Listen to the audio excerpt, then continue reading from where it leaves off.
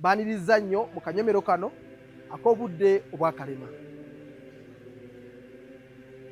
Wiiki zino ebbiri ezitutuusa ku mazuukira ga Mukama waffe Yesu Kristo, tukubirizibwa okwebuulira, kubonaabona ku kufa ate na kuzuukira kwa Mukama waffe Yesu Kristo.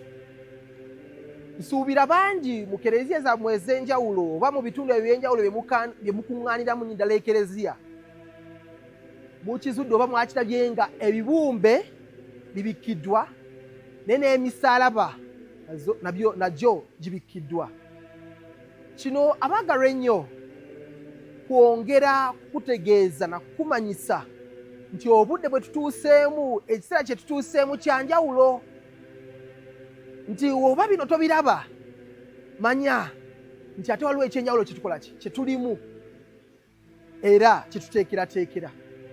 Kyekyo lwaki ebibumbe n'emisaalaba gibikiddwa. Emisaalaba gijja kubikkulirwa ku Lwokutaano olutukuvu nga tumaze okwegayirira okwo okw'akawungeezi kwe tuyita okugulumiza omusaalaba.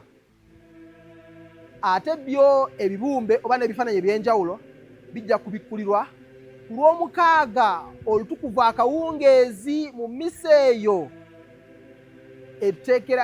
etuyingiza mu mazuukira ga Mukama waffe Yesu Kristo oba gye tuyita Easter Vigil. Mukama abawe nnyo omukisa. ENAKU ZA KALEMA.